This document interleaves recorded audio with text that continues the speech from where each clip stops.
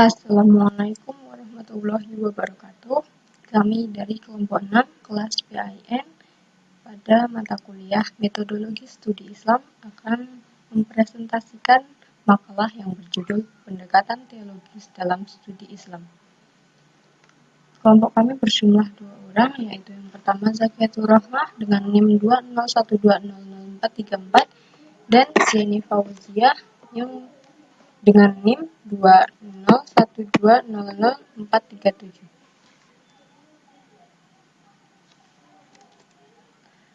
Pada pembahasan makalah ini berisi mengenai definisi teologi, sejarah teologi Islam, dan pendekatan teologis dalam studi Islam. Baiklah, yang pada pembahasan yang pertama yaitu definisi teologis. Teologi merupakan cabang filsafat yang mempelajari pengetahuan tentang hakikat Tuhan serta keberadaannya. Teologi berasal dari bahasa Yunani, yaitu theos, yang berarti Tuhan, dan logos yang artinya ilmu. Berarti teologi adalah ilmu yang membicarakan mengenai ketuhanan. Teologi membahas materi tentang eksistensi Tuhan dan Tuhan dalam sebuah konsep nilai ketuhanan yang terkonstruksi dengan baik sehingga pada akhirnya menjadi sebuah agama atau aliran kepercayaan. Pada makalah ini yang dimaksud teologi adalah teologi Islam, yaitu teologi membahas tentang Allah yang Maha Esa. Materi yang selanjutnya adalah sejarah teologis Islam. Pembahasan tentang Tuhan merupakan sentral pembahasan teologi dan filsafat dalam sejarah Islam. Semua filosof dan teolog memberikan pandangannya tentang Tuhan, baik berupa pandangan baru yang independen atau memperkuat pendapat yang pernah ada sebelumnya. Lahirnya pemikiran-pemikiran ulama di bidang teologi yang berimplikasi pada pembentukan peradaban umat Islam dicatat oleh sejarah. Dalam sejarah Islam, khususnya dalam perkembangan teologi Islam di dunia Islam dibagi ke dalam 3 periode atau zaman, yang mana dalam setiap zaman teologi Islam tersebut memiliki karakteristik dan ciri-ciri tersendiri yang membedakan antara hasil pemikiran teologis zaman yang satu dengan zaman yang lainnya. Zaman tersebut meliputi zaman klasik, zaman pertengahan, dan zaman modern. Sejarah awal dari teologi Islam yaitu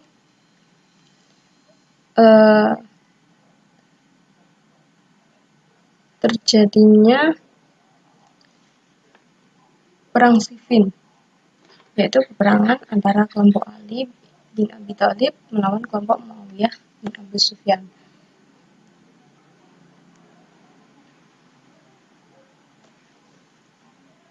Setelah peperangan tersebut, muncullah kelompok-kelompok yang lain. Yang pertama yaitu Khawarij, lalu Murji'ah, Qadariyah dan Jabariyah, Mu'tazilah dan Syiah, serta Ahli Sunnah wal Jamaah.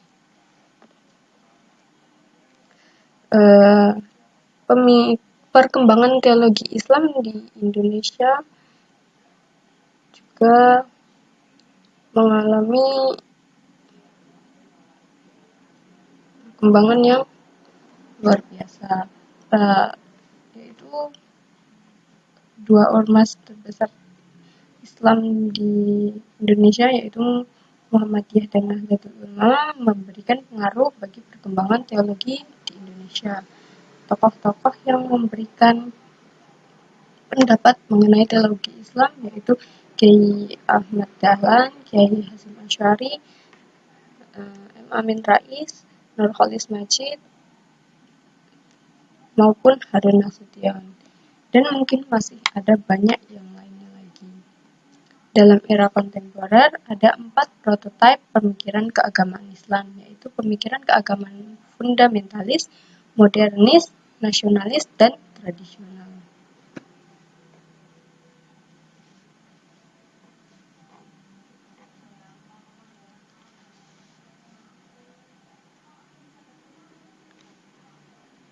Mungkin itu dari saya, bisa dilanjut oleh materi selanjutnya.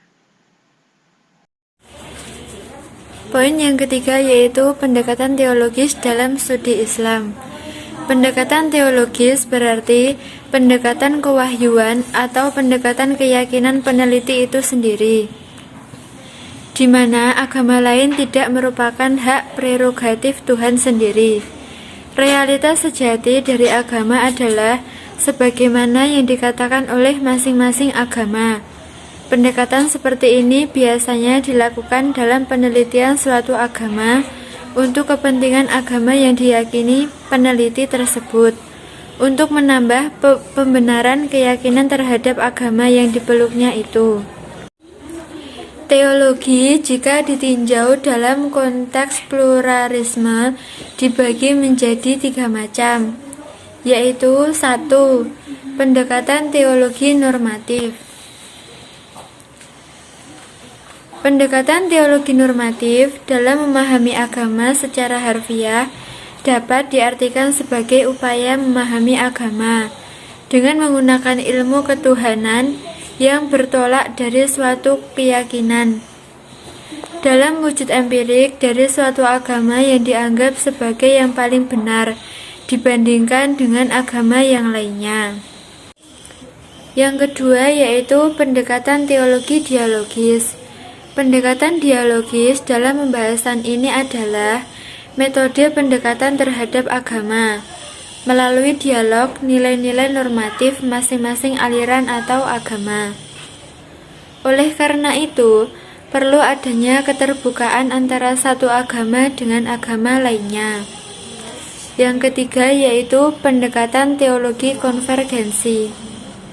Pendekatan teologi konvergensi adalah upaya untuk memahami agama dengan melihat intisari persamaan atau titik temu dari masing-masing agama untuk dapat diintegrasikan.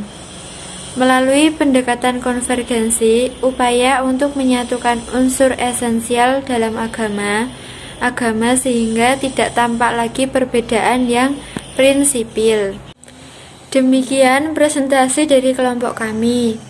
Apabila ada kurang dan lebihnya, kami mohon maaf. Akhirul kalam, wallahu muwaffiq ila aqwamit thoriq. Wassalamualaikum warahmatullahi wabarakatuh.